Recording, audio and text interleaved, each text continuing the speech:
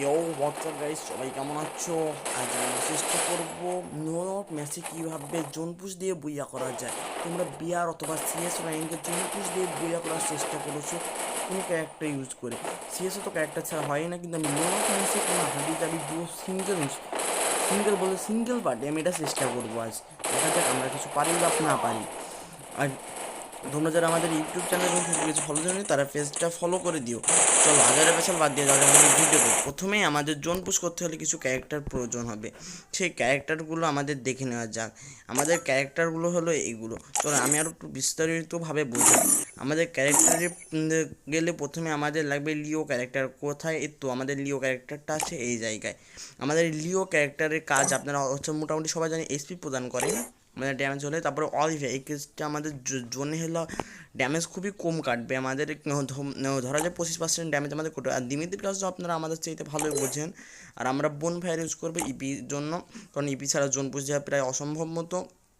চলেন এবার আমরা আমাদের ম্যাচটা শুরু করা যাক। আপনাদের ক্যারেক্টার প্রথমে বিস্তারিত দিলাম এবং আমার পেজটাকে বারবার বলছি ফলো করে দিন। চলেন পেজটা আমার আছি, আমি কাছে প্লেয়ার জন্য না দেখি ভাই। ও ভাই আমার পিছে প্লেয়ার দাঁড়িয়ে আছে, আপনারা ওই মারছে না মারছে সামনে।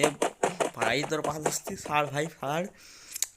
ছর ভাই, তো খোঁজ আমি একটু যাই। আমি একটু হাইট নিই, ওই জায়গায় থাকা যাবে না। ও আসছে আয়া ভাই। আগে আমাদের লাস্ট জন পর্যন্ত অপেক্ষা করতে হবে, নাই আমরা পারবো না ম্যাচটা বইয়া নিতে। বইয়া তো না, আমি এক রাউন্ডই খেলবো, কারণ হলো পরের রাউন্ডে ও বেরিয়ে গেছিলো, ওই জন্য আমি সম্পূর্ণ ম্যাচ ভিডিও করতে পারিনি। ও আমার পেছনে আসে, ওই সাইডে সব সামনে। ও ভাই ভাই ভাই দেখিস নি দেখিস